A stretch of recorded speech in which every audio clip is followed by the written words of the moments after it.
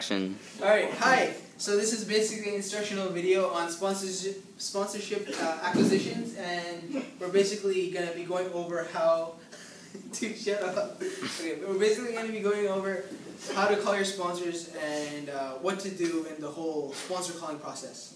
Let's start off with George. Hi, you're going to have 3 certain sets of scripts when you're working with this. So, when you have these scripts, there's one for when they actually pick up, which is a normal phone script, and there's one when they don't, because not everyone's available and you might not be even calling during their business hours. Each script corresponds to the certain situation you'll be in when you encounter the situation.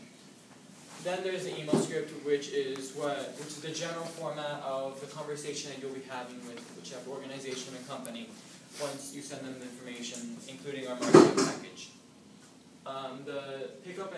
The pickup and cold script both depend on what company you're talking to, so that's why in these scripts we have certain areas that you can switch out the information of both what you're asking for of the company you're talking to.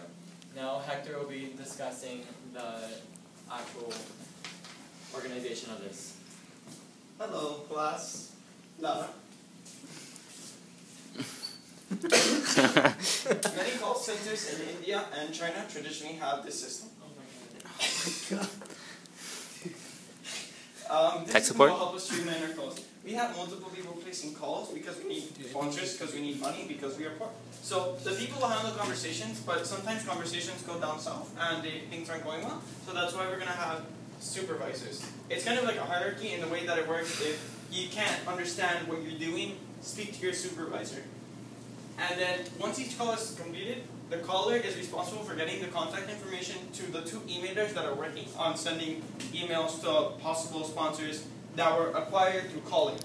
Because you have also 2 emailers that are emailing exclusively new sponsors. Not people that we are calling, but people that we are contacting through email separately. And so, like in essence, if you don't understand, talk to your supervisor. And don't forget to get the information to the emailers. Thank you for your time. And we're just done. Alright guys, hey, so basically what Hector went over was the basic outline of what we're going to be doing over the next week or so. And if it has to, we might have to extend to the second week, or the 3rd week actually, on our 4-week scale. So essentially, you guys understand that we have essentially 5 callers, and we have 2 emailers working on contacting each sponsor from our sponsor list of 20 sponsors per person.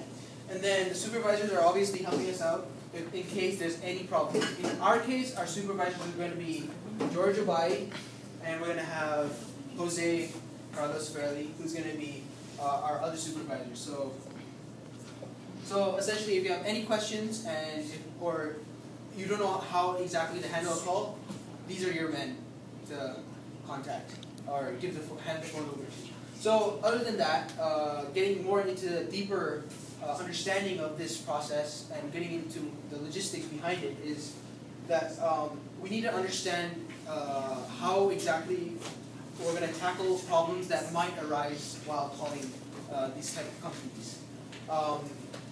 And also, how do we ensure that we're fully recording every single step we take. We're going to have 3 types of checklists. So type 1 is basically going to be the checklist that you have of your 20 sponsors. So a personal checklist.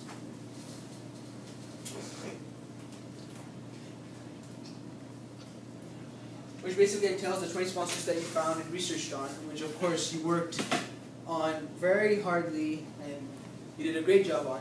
So, hardly worked, haha. Yeah. So basically, your personal checklist. Number 2 is it's going to be a supervisor's checklist.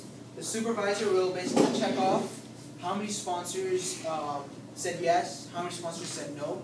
So it's the supervisor's checklist.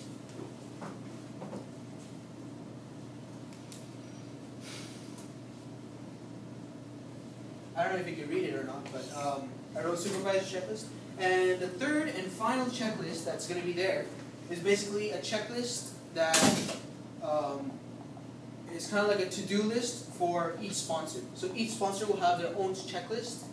Like we're gonna make a checklist for each sponsor, and that will entail, okay, did we follow up with them or not?